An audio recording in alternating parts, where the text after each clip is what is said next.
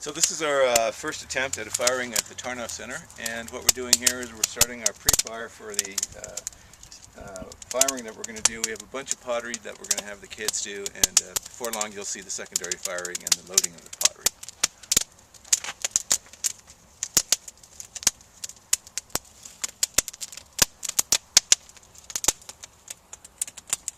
So the ancient potters didn't have nice tools like gloves and welding masks, but what we're going to do now is load up some stone so that we can get the pots in and load it on top of that. The primary firing's ready now.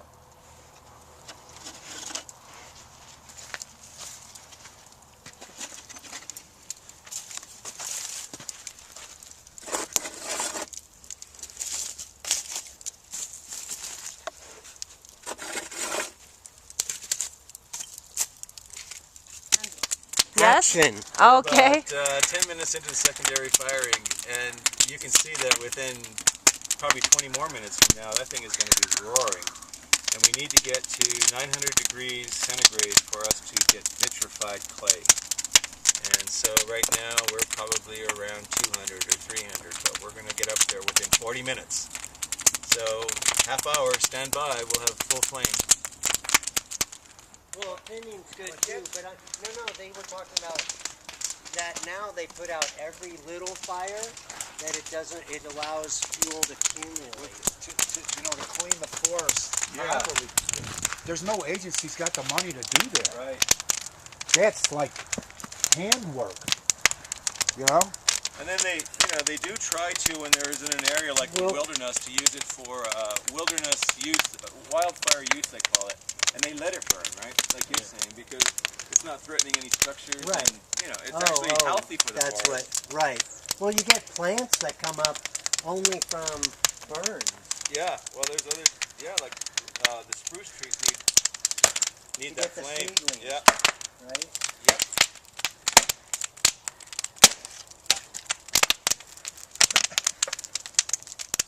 To shoot it up. But the ones... What are you doing, I don't know if Dad? that was a downdraft, but it was actually feeding him a breakfast forced burrito? air kiln. The ones I went to school with were all downdraft kilns. We're doing This is the. we're host. televising. Okay, so now we're going to smother the kiln because the secondary firing's done, and we've reached 900 degrees centigrade. I mean Fahrenheit. I mean centigrade. And now we're going to put out the flames, keeping the pottery in reduced atmosphere and letting it cool and heat sink, they call it. So it'll vitrify and really harden up the pottery if it sits there in a heated atmosphere for a while.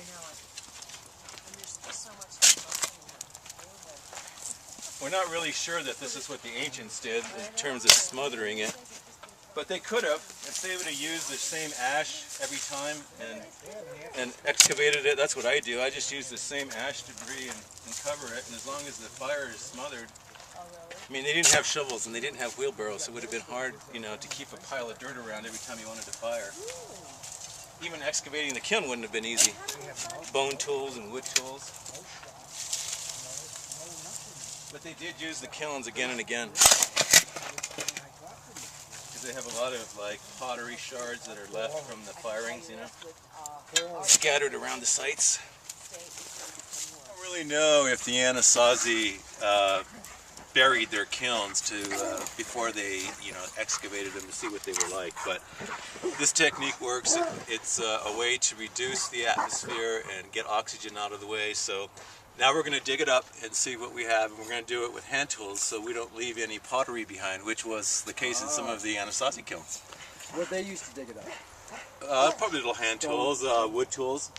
And actually, to excavate the kiln itself, just to dig the hole in the ground with a wood, implement would have been pretty tough. So they used them over and over again, And then sometimes they would leave them. And we found a kiln on Woods Mesa outside of Cortez that we excavated, the BLM did. And there were two little pieces in there that had been there for 800 years. Wow. They were kind of funky little pieces, but they were forgotten. Huh. So if anybody wants to help, we, have a couple I'd pieces. love to. Yep. Anybody? Sammy, you want to help? Let's dig up the pottery. So you just kind of... Uh-oh, I see some of it. Careful. Oh, that's just the shards that cover it. Oh. The pots are underneath, or Oh, wash it. is it warmer as you get down further? A little bit, yeah. Oh, what did Sammy find? Oh, Oh, It's warm. It's still warm. wow. Be careful. No. Oh, it is warm. Hey, let's go to sleep. Ooh, Sammy, what is that? Ooh, look Okay, at that. wait, It's so before we take- beautiful. Wait, she said Let's stop. get some of these guys up here. No, Sam. Sam, wait, wait. Sammy. You're gonna have to dump the dirt out of it. I can do this. The ash. Hey, Bob, can you hold it like that? I'm gonna dump the dirt out. Hang on, Sam. Thank you. Wait, Sam, I guess there's another piece over here. I didn't see that. Now, Bob, this one's yours, right? Right. So should I put it just on the bench or something? Yeah, please. Okay. Carbon, right? And how that bee weed has some effect with the white clay. So what we're seeing right here Got an itch on my nose. is the ash that's left from burning off the organic paint. And underneath here, right, is the black carbon. So as I get rid of this ash,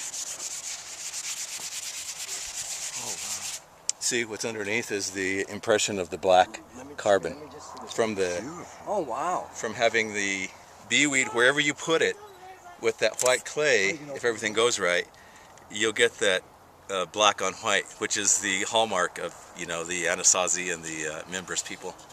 So I just keep going through here. Wow. Oh, is that great?